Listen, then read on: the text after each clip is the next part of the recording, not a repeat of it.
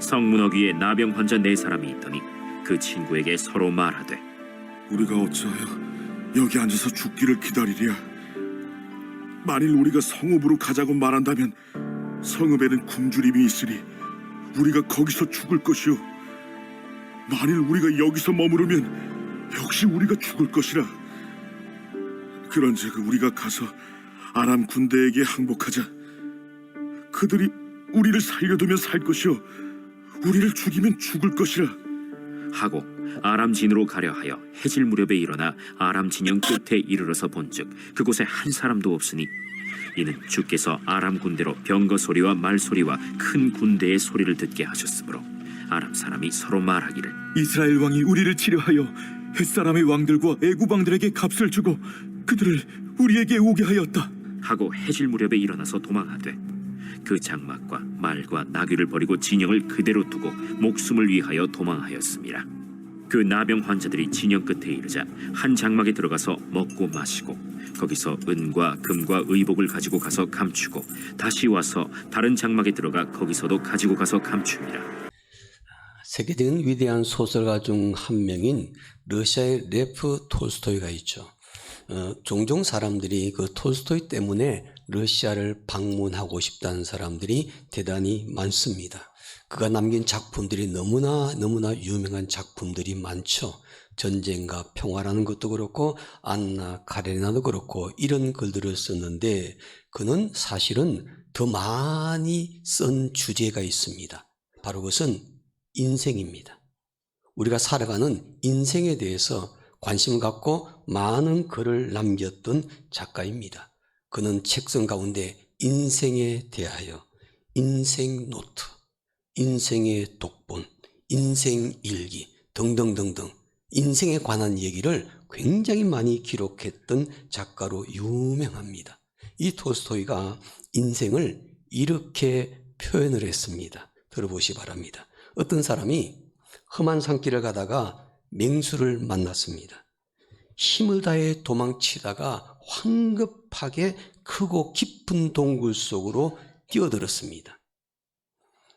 위에서 동굴을 바라보니 위에서는 쫓아오던 맹수가 으르렁거리고 있고 그는 절벽 중간에 박혀있는 한 나무 뿌리를 붙들고 그 가지에 대롱대롱 매달려 있는 사람이 되었습니다. 그런데 아래를 뛰어내릴까 생각해 보니까 아래에는 큰 뱀이요 입을 낼름낼름 벌리면서 떨어지면 잡아먹으려고 준비를 하고 있습니다. 그런데 그 순간에도 야생 벌집에서 아주 달콤한 꿀이 그 절벽에서 흘러내립니다. 그래서 그 꿀을 맛있게 빨아 먹게 되죠. 그런데 그때 그가 매달려 있던 나무 뿌리 옆에 있는 쥐구멍에서 쥐가 한 마리 나와가지고 들락날락거리면서 매달려 있는 그 나무의 뿌리를 계속해서 갉아 먹고 있습니다. 위로도 올라갈 수 없고 아래로도 내려갈 수가 없고 그리고 매달려 있으면서도 꿀을 빨아먹고 있긴 하는데 그 나무도 언제 떨어질지 못한 그런 상황 속에 처하게 되는데 톨스토이는 이런 상황을 인생을 표현할 때 뭐라고 한마디로 정의를 내렸냐면은 하나님을 떠난 인간의 모습이라고 그랬습니다. 하나님의 떠난 인간의 모습이 바로 그렇게 살아가는 것이라 그렇게 말합니다. 즉 하나님을 떠난 인간이 절망적인 상황에 빠졌을 때 도울 자가 없는 것이 비극이라는 것입니다. 우리가 인생을 살다 보면은 위로 올라갈 수도 없고 아래로 내려갈 수도 없는 상황을 만날 때가 있습니다. 그래서 삶의 고통을 느끼면서 힘들어하는 인생들이 많습니다. 자기 앞에 놓인 무거운 인생의 짐 때문에 힘겨워하고 낭망하는 사람들이 우리 주변에 참으로 많습니다. 가정의 문제 때문에, 직장과 일터와 사업장의 문제 때문에, 건강의 문제 때문에, 물질의 문제 때문에, 자기 자신의 미래의 문제 때문에 여러 가지 인생의 문제들로 인해서 고통을 겪고 있는 사람들이 많습니다. 그런데 그 고통스러운 인생의 문제보다도 더 고통스러운 것은 그 고통에 처했을 때 나를 도와줄 사람이 없다는 겁니다. 누군가가 나를 도와줄 수만 있다면, 좀 도와줄 수 있다면, 나를 일으켜 세워줄 수 있다면 절망에서 다시 희망을 가질 수가 있는데 나를 도와줄 사람이 아무도 없습니다. 주변을 바라보니까 나를 도울 수 있는 사람이 없고 내가 도움을 구할 상대가 없습니다. 도울 자가 전혀 없다는 것, 이것이 인생의 더 큰 문제라고 톨스토이는 진단을 합니다. 그렇다면 우리 인생이 절망적인 상황에 처했다고 느껴질 때 그 상황을 어떻게 극복해야 할까요? 우리의 힘과 우리의 능력으로는 그 인생의 문제를 해결할 수 없다고 느껴질 때 우리는 어떤 자세를 가지고 그 문제를 직면해야 될까요? 사람들은 힘들고 지치게 되면요, 신앙한 사람들은 자꾸 교회를 멀어집니다. 교회를 떠나려 하고 하나님과 점점 멀어지고 하는 것이 인생이라고 톨스토이는 얘기합니다.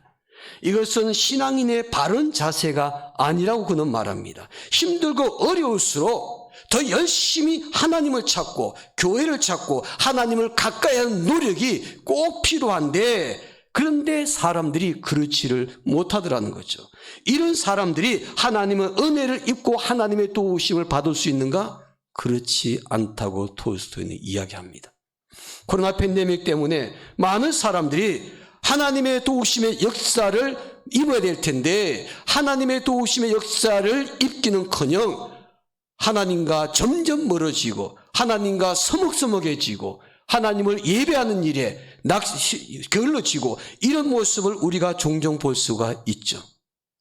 그러나 우리 태백교회 가족들은 인생의 어려운 문제에 부딪혔을 때 더욱 하나님을 가까이 함으로 말미암아 하나님의 은혜를 입고 하나님의 도우심을 받는 성도들이 되시기를 주의 이름으로 축복합니다. 오늘 본문 말씀에도 보니까 절망적인 상황에 처해 있던 사람들이 하나님의 도우심으로 기적을 경험한 이야기가 기록이 되어 있습니다.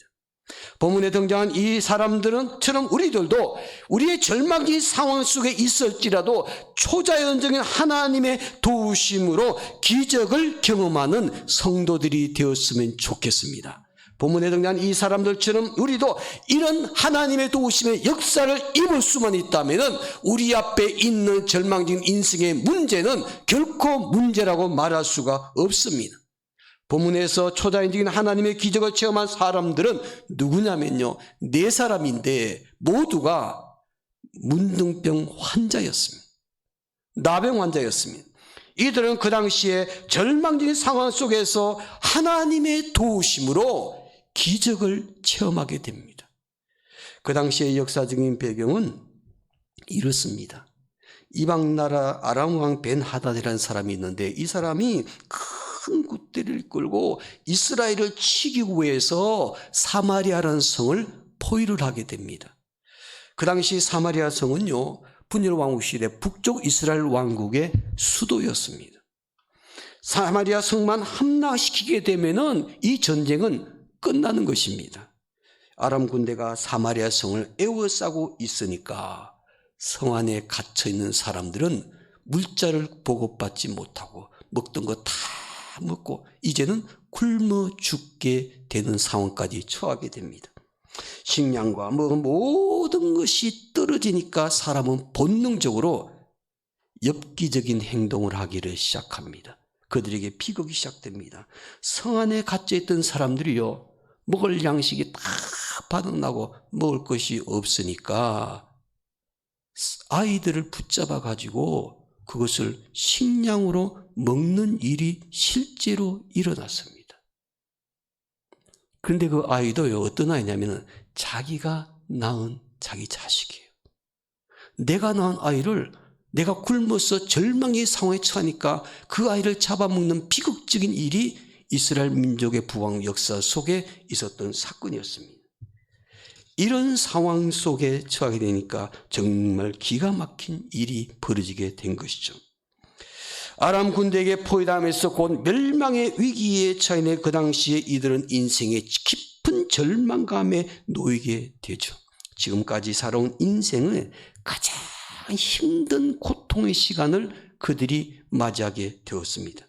그런데 이들 중에서 하나님의 은혜를 입은 사람이 있더라는 거죠.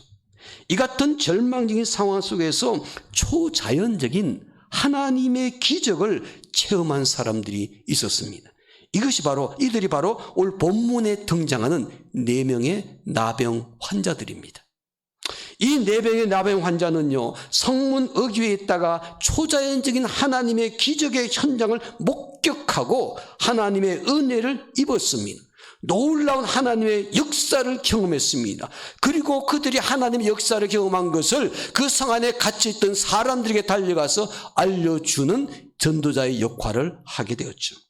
여러분, 이들이 절망적인 상황에 있을 때 하나님의 도우심의 역사를 입을 수 있는 이유가 무엇일까? 그 비결이 무엇일까? 절망적인 상황 속에서도 하나님의 도우심으로 기적을 경험할 수 있었던 비결이 무엇일까? 오늘 본문에서 그 비결을 발견할 수가 있습니다.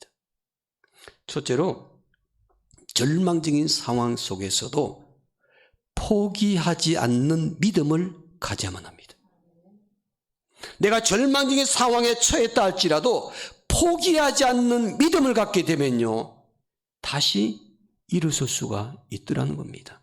하나님의 도우심으로. 자, 3절 말씀 볼까요? 3절 말씀 우리 다 함께 읽겠습니다. 성문 어귀에 나병 환자 4사람이 있더니 그 친구에게 서로 말하되 우리가 어찌하여 여기 앉아서 죽기를 기다리랴. 성문 어귀에 있던 4명의 나병 환자들은 서로서로 자기들끼리 이렇게 말합니다. 우리가 어찌하여 여기 앉아서 죽기를 기다리랴. 어찌하여 여기 앉아서 기다리랴. 이 말은 우리가 이대로 앉아서 죽을 수는 없다는 겁니다. 비록 죽음이 임박한 절망적인 상황이지만은 그래도 그대로 앉아서 죽기만을 기다릴 수가 없다는 거죠. 우리는 이들의 자세에서 절망적인 상황 속에서도 체념하거나 포기하지 않는 그들의 믿음을 발견할 수가 있습니다. 성 안에 있는 사람들은 모두 아람 군대를 두려워하고 떨고 있습니다. 배를 굶주리며 언제 성이 함락될지 모르는 긴박한 상황에 처해 있습니다. 그래서 그들은 두려워하면서 자포자기하는 상태에서 체념하고 포기하는 상황에 이르렀는데 이들은 그렇게 하지를 않았다는 것입니다. 미국의 유명한 홉킨스 대학교에서요, 재미난 실험을 했습니다. 쥐를 가지고 이런 실험을 했습니다. 따뜻한 물 속에 쥐를 집어넣게 되면은 얼마나 오랜 시간 생존하는지 테스트를 해보니까 따뜻한 물에 쥐를 집어넣었더니요, 60시간을 버티다가 죽었답니다. 60시간. 그런데 다음 쥐는 연구하는 사람이 쥐를 손으로 꽉 붙잡고 바로 넣지 않고 붙들고 있습니다. 그랬더니 쥐가 사람 손에서 빠져나가려고 막 몸부림을 치는 거예요. 그래도 실험자는 그 쥐를 놓지 않고 꼭 붙잡습니다. 시간이 한참 흐르다 보니까 쥐가요, 이제는 이 사람의 손에서 내가 빠져나갈 수가 없구나. 그래서 느끼는 순간 체념합니다. 빠져나가기를 포기합니다. 그래서 얌전히 있을 때, 그때 따뜻한 물 속에 집어넣습니다. 여러분, 얼마나 살았겠습니까? 실험 결과 바로 죽었습니다. 곧바로 집어넣자마자 죽었습니다. 이것이 뭐냐면 짐승이든 사람이든 어떤 일을 하다가 스스로 체념하는 것, 포기하는 것, 이것이 얼마나 무서운지를 보여주는 실험이었습니다. 그래서 그것을 논문에다 올렸습니다. 그러나 오늘 본문에 나오는 이 4명의 환자들은, 나병 환자들은 절망적인 상황 속에서 체념하지 않았습니다. 포기하지 않았습니다. 그들 앉아 죽기를 기다릴 수 없었습니다. 어떤 길이든 찾아야만 했습니다. 그래서 이들은 끝까지 포기하지 않고 체념하지 않고 길을 찾았습니다. 결국 이들은 죽지 않고 놀라운 하나님의 도우심으로 기적을 체험하게 됩니다. 사랑하는 성도 여러분, 어떤 사람이 하나님의 도우심을 받는지 아십니까? 어떤 사람이 하나님께서 베푸시는 기적을 경험하는지 아십니까? 어떤 상황 속에서도 포기하지 않는 믿음을 가진 사람이에요. 포기하지 않고 하나님을 바라보면서 다시 일어서는 그런 믿음을 가진 사람, 바로 이런 믿음을 가진 사람을 하나님께서는 도우시며 하나님의 역사를 경험하게 만들어 주시는 줄로 믿습니다. 사랑하는 성도 여러분, 내가 지금 어려운 상황에 처했습니까? 이렇게도 해보고 저렇게도 해보고 별의별 방법 다 썼는데 문제가 해결되지 않고 내 마음에 깊은 절망감에 빠진 그런 일을 경험하고 있는 분이 계십니까? 아니면은 미래에 불안한 일로 인해서 내 마음의 심이도 심란하게 내 마음에 큰 아픔을 가지고 낙심하고 있는 사람들이 계신가요? 절대로 체념해서는 안 됩니다. 포기해서는 안 됩니다. 어떻게 되냐? 포기하지 않는 믿음을 꼭 갖는 것이 중요합니다. 미국 자본주의 사회를 이끈 대표적인 3명의 인물이 있습니다. 첫 번째 인물은 재벌의 시조가 된 사람입니다. 바로 록펠러라는 사람입니다. 재벌이라는 그 재벌의 시조가 되고 자본주의의 시조가 된 사람입니다. 둘째는 강철왕 카네기라는 사람입니다. 세 번째는 너무나 유명한 자동차왕 헨리 포드라는 사람입니다.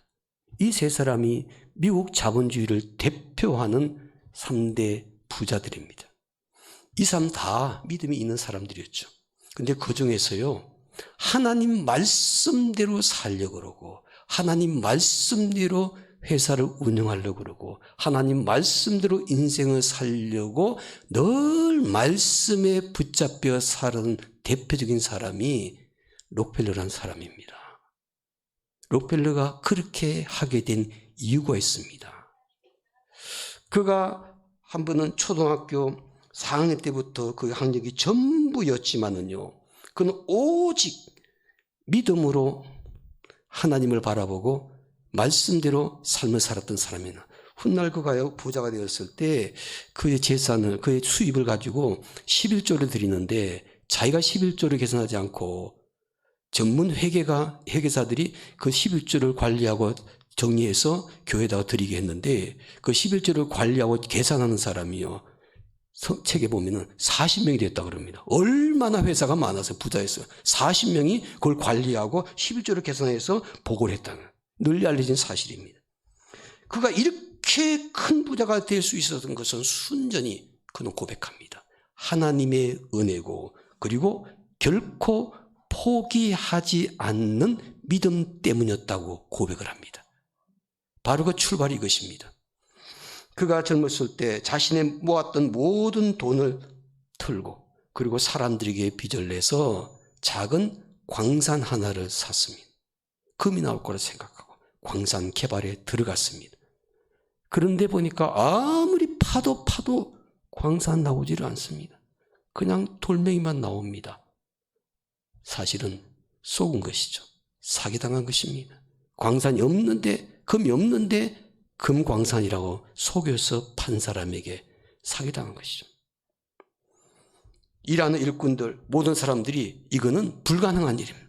그래서 전부 다 임금도 체불되고 이제는 도저히 파산 직전까지 이르면서 이제는 더 이상 일을 할 수 없다고 일꾼들이 출근하지 않습니다. 아무도 오지 않는 그 광산에 록펠러가 혼자 나가서 덩그러니 서 있으니까 기가 막혔습니다. 그런데 록펠러가요, 포기하지 않는 믿음을 가진 사람이잖아요. 광산 굴속으로 들어갔습니다.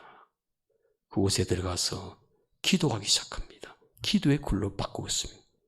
그것에 하나님 앞에 간절히 매달리며 기도했습니다. 하나님 말씀대로 삶을 살기로 결심하고 지금까지 그렇게 살아왔는데 내가 이렇게 어려운 일을 당한 이유가 무엇입니까? 내가 앞으로 어떻게 해야만 합니까?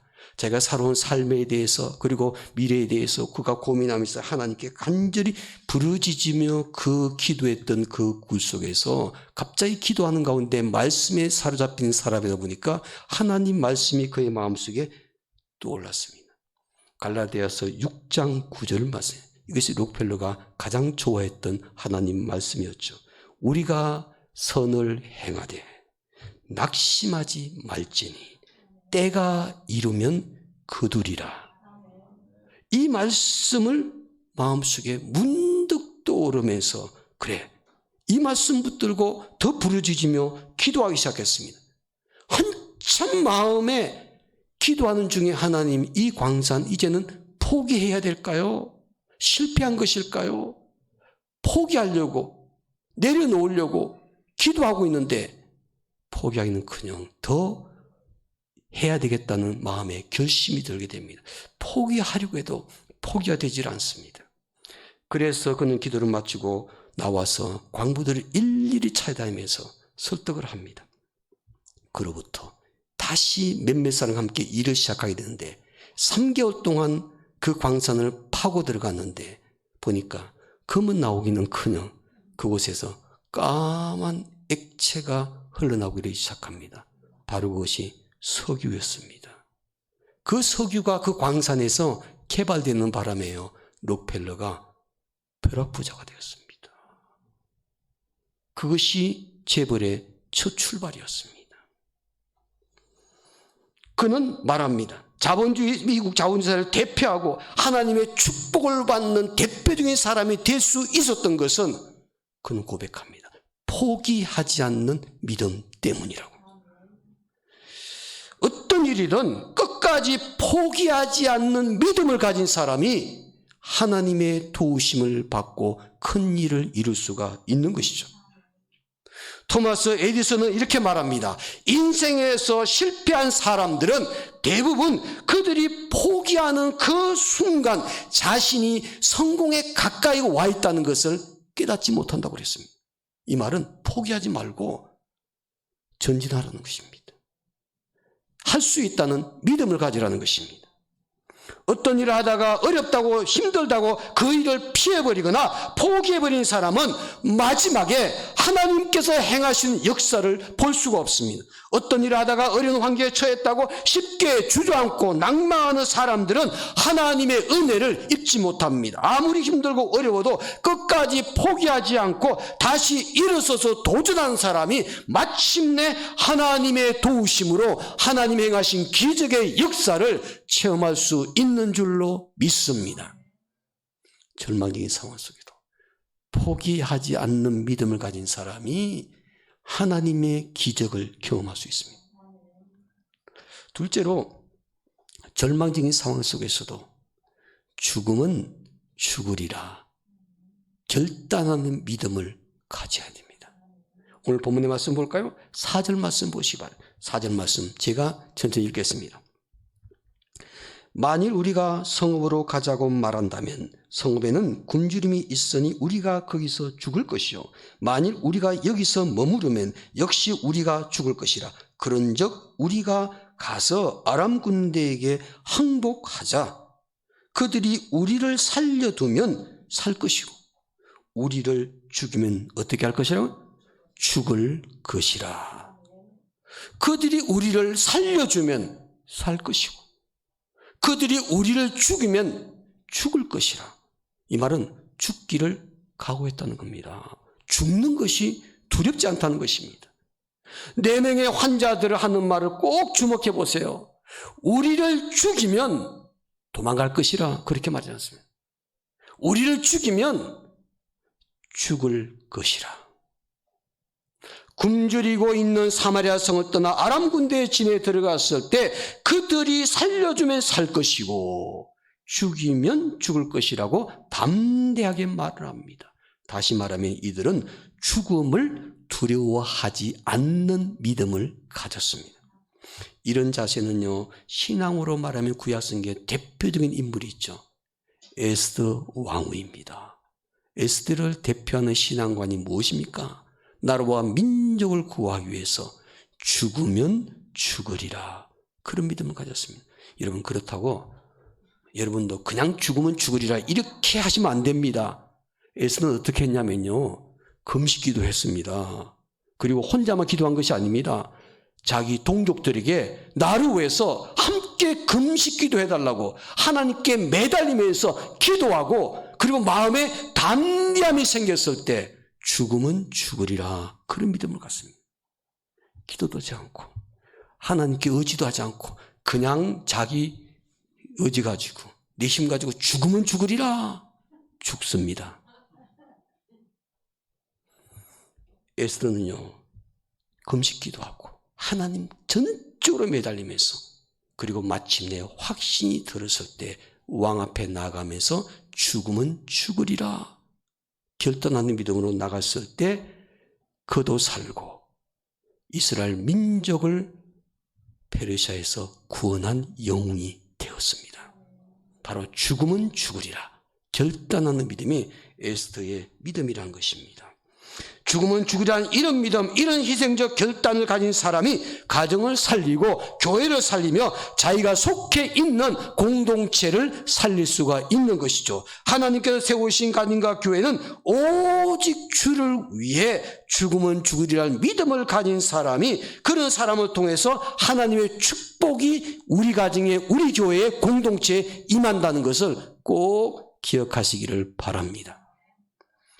검도를 배운 한 청년이요, 이 검도 경기, 그러니까 대련을 좀 해보고 싶은 마음이 생겨요. 자기의 실력이 얼마나 되는지. 그래서 자기가 누구를 선택을 할까. 그런데 자기를 가르치고 있는 검도 관장에게, 진짜 그 사람은 고수입니다. 겁도 없이 관장에게 이 검도 대련 시합을 신청을 했습니다. 이거는 누가 보더라도 이 청년은 지게 되겠습니다. 죽습니다. 그런데 이 청년은 체념하지 않고 이런 생각을 합니다. 내가 어차피 질 거니까 지더라도 좀 멋지게 져보자. 그래서 내가 지더라도 사람들에게 좀 박수를 받고 싶다.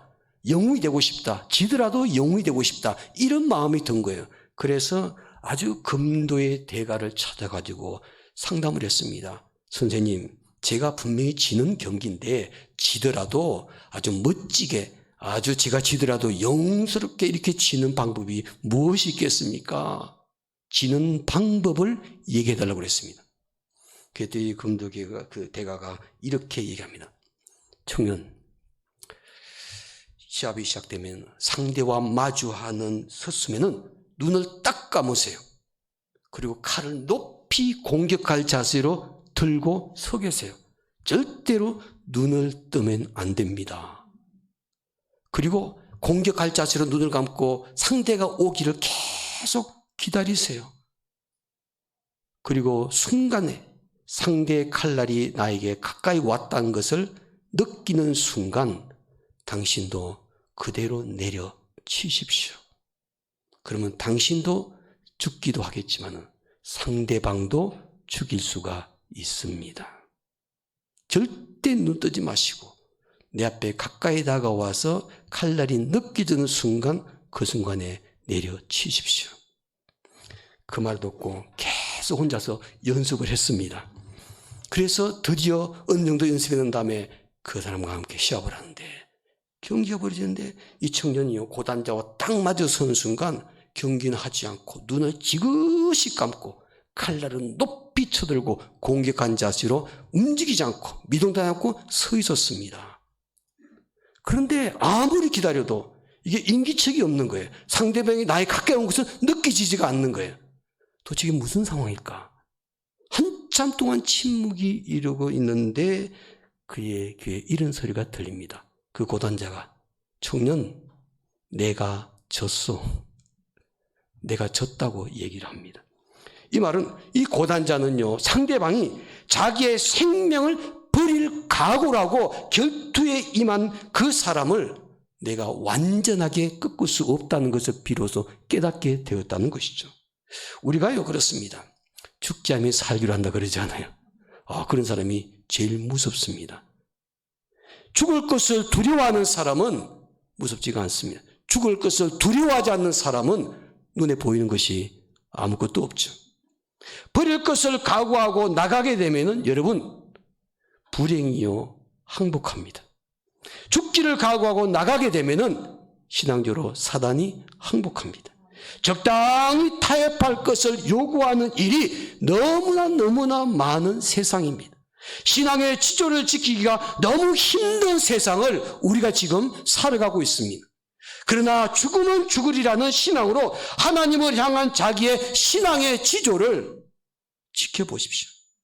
하나님이 기뻐하시지 않는 것을 단호하게 내려놓고 죽으면 죽으리라는 신앙으로 결단하면서 세상 편에 서는 것이 아니고 하나님 편에 한번 서보십시오. 나를 유혹하는 그 세상 것들이, 나의 신앙생활을 방해하는 것들이, 이런 것들을 죽으면 죽으리라는 그런 신앙으로 단호하게 물리치고 결단하면서 하나님 앞에 온전한 자로 서도록 노력해 보십시오. 하나님은 그 사람 절대로 외면하지 아니하십니다. 우리가 상상할 수 없는 놀라운 하나님의 역사를 우리에게 하나님께서 보여주실 것입니다. 이 4명의 나병 환자들은 죽으면 죽으리라 결단하는 믿음으로 나아갔을 때 그들은 살았습니다. 그리고 성 안에 있는 자기의 동족들도 살렸습니다. 사랑하는 건 우리가 죽으면 죽으리라 결단하는 믿음이 필요할 때 하나님 편에 서서 우리의 믿음을 우리의 가정 안에서, 우리의 일터와 사업 안에서 보여줄 수 있는 그런 믿음을 가진 성도들이 되기를 주의 이름으로 축원합니다. 절망의 상황 속에도 하나님의 도우심으로 기적을 경험할 수 있는 비결이 무엇일까? 성경에 생각해 보니까 첫째는 포기하지 않는 믿음을 갖는 것입니다. 죽으면 죽으리라는 결단하는 믿음을 갖는 것입니다. 마지막 3번째로는 절망적인 상황 속에서도 하나님의 도우심을 확신하는 믿음을 가진다는 겁니다. 하나님께서 반드시 나를 도와주실 것이다. 그 믿음이 우리에게 필요한 겁니다. 7장 6절 말씀 우리 마지막으로 다 함께 읽겠습니다. 6절입니다. 이는 주께서 아람 군대로 병거 소리와 말소리와 큰 군대 소리를 듣게 하셨으므로 아람 사람이 서로 말하기를 이스라엘 왕이 우리를 치료하여 햇사람의 왕들과 애국 왕들에게 값을 주고 그들을 우리에게 오게 하였다 하고 4명의 나병 환자들이요 포기하지 않고 죽으면 죽으리라는 결단한 자세로 아람 군대의 진으로 찾아갔습니다. 그런데 놀라운 것은 아람 군대가 모든 것을 식량을 포함해서 무기와 모든 것을 버려두고 그들이 다 도망가고 없었습니다. 전쟁한 것이 아닙니다. 간밤에 그들이 이렇게 양식과 모든 무기를 버려두고 도망간 것은 오늘 본문의 6절에서 말하고 있지 않습니까? 간밤에 그들이 큰 군대가 그들을 무너뜨리기 위해서, 그들을 죽이기 위해서 진격해 오는 소리를 듣게 됩니다. 어마어마한 군대가 온다는 것을 느끼게 되는 순간 그들은 혼비백산하고 다 도망가 버렸다고 이야기를 합니다. 이 사건에 대해서 오늘 성경은 우리에게 6절에서 이렇게 말하지 않습니까? 이는 주께서 아람 군대로 큰 군대의 소리를 듣게 하셨으므로. 여러분, 큰 군대가 몰려온다는 것을 그들이 착각하면서 들을 수 있도록 만든 것은 누구이십니까? 하나님이시라는 겁니다. 하나님께서 초자연적인 기적을 그들에게 보여주신 것입니다. 그들이 착각하게 만든 것입니다. 군대가 오지 않는데, 큰 군대가 나타나지 않는데 그들이 간밤에 있다 보니까 큰 군대가 오는 소리를 착각해서 듣게 됩니다. 그래서 두려운 나머지 식량과 무기를 다 버려두고 그들이 도망가게 됩니다. 이 소리를 아람 군대로 듣게 하신 것은 하나님의 역사라는 거죠. 그 성경 우리에게 말합니다. 이는 주께서, 하나님께서 그 일을 행하셨다는 것입니다.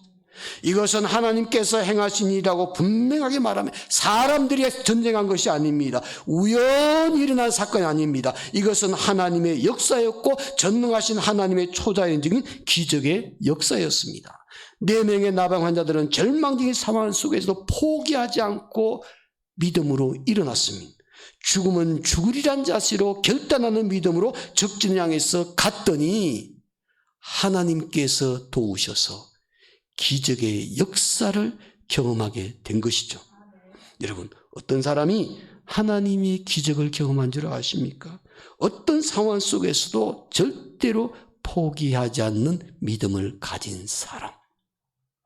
그래서 다시 일어날 수 있는 사람. 죽으면 죽으리라는 마음으로 결단하는 믿음으로 그 문제에 도전하는 사람. 이런 사람이 하나님의 도우심으로 초자연적인 하나님의 기적의 역사를 체험하게 되는 것입니다. 사랑하는 성은 저와 여러분들에게 이런 믿음이 꼭 있어야 되지 않겠습니까? 하나님께 매달리게 되면, 내가 세상 편에 서지 않고 하나님 편에 서게 되면, 내가 세상적인 방법 내려놓고 하나님 방법으로 선택하게 되면 하나님께서 반드시 도와주실 것이라는 확신을 갖는 믿음. 이것이 하나님께서 우리에게 원하시는 믿음인 줄로 믿습니다. 우리나라 강원도 태백 산골짜기에 그 예수원이라는 신앙 공동체가 있죠. 너무나 유명한 신앙의 공동체입니다. 그 공동체를 세운 분은 아츠토레이 목사님이십니다. 아츠토레이 목사님인데 그의 아버지도 더 훌륭하신 분이에요. 그의 아버지는요, 루벤 토레이라는 분이신데 이분은요, 중국에 선교사로 가셨던 분이십니다. 그가 1945년에 중국 내륙으로 가는 트럭을 타고 가다가 전혀 예상하지 못했던 교통사고를 당합니다. 그런데 그 사고가 너무나 컸습니다. 그냥 기절을 해버렸어요. 병원에서 며칠 만에 깨나 보니까 한쪽 팔이 없는 거예요. 허전했습니다. 자기 한쪽 팔이 교통사고로 상해가지고 결국은 한쪽 팔을 잘라버렸습니다. 장애인이 된 것이죠. 보통 사람들 같으면요, 한쪽 팔이 없었다는 그 사실을 아는 순간 낙심하고 실망하고 좌절했을 거예요. 또 이분은 그냥 일하는 분이 아니라 선교사로 일하셨던 분이잖아요. 중국에 와서 이렇게 복음을 전하다가 이런 일을 당했으니 하나님의 일을 한 나에게 왜 이런 일이 생겼을까? 마음에 고민도 많고, 어떤 사람은 하나님을 원망스럽게 생각한 사람도 있을 수도 있습니다. 그런데 이분은 자기 한쪽 팔이 없어진 것을 깨닫는 순간 병원에서 침대에서 무릎 꿇고 하나님께 이렇게 기도를 했다고 합니다. 하나님이 지금까지 2팔을 주셔서 잘 살았습니다. 이제 하나님이 1팔을 가져가셨으니 그래도 감사합니다. 그동안에 2팔 가지고 산 것 감사합니다. 그리고 한쪽 팔을 잃은 상황 속에서도 그는 기도하면서 이런 생각을 하게 됩니다. 그래도 하나님께서 2팔을 다 가져가지 않고 1팔을 남겨두신 것은 분명히 나 1팔을 통해서 어떤 일을 하시려고 할 거야. 하나님의 역사가 무엇인지가 더 기대가 됐습니다. 내가 그러면 중국에서 1팔을 가지고 무슨 일을 해야 될까? 그는 하나님의 역사를 기대하면서 기도하면서 중국 선교지에 머무르는데 중국에 혁명이 일어났습니다. 결국 중국 대륙이 공산화 돼버렸죠. 모든 선교사들이 다 추방당했습니다. 이 토레이 목사님의 아버지 루벤 토레이도요, 결국은 추방당해서 미국으로 돌아가게 됩니다. 미국에서 잠시 머물다가 우리나라에 6.25 전쟁이 일어나지 않았습니까? 우리나라 6.25 전쟁이 일어났을 때 우리나라에 다시 오게 됩니다. 1952년에 우리 한국을 찾아왔습니다. 전쟁 중에 한국을 찾아왔는데 6.25 전쟁 이후에 보니까요, 팔다리를 잃은 군인들, 민간인들이 너무나 많은 거예요. 전쟁 상황 때문에. 그래서 팔다리를 잃고 낙심하고 좌절하고 있는 사람들이 주변에 너무너무 많은 겁니다. 그 순간 그는 깨닫게 됩니다. 자신에게 한쪽 팔이 없게 하신 하나님의 역사가 바로 이들을 위해서 나를 사용하시기 위함이 아닐까. 그는 기도한 중에 하나님이 나로 하여금 한 팔을 잃게 만드셨고 이제는 한국에서 팔다리가 끊어져 나간 실망하고 좌절하고 있는 이런 사람들에게 예수님을 전하고 그들이 예수님을 만남으로 말미암아 새롭게 인생을 살 수 있도록 나를 쓰시기 위해서 준비하는 과정이었다라는 것을 확신하게 됩니다. 그때부터 이분이 하는 일이 것입니다.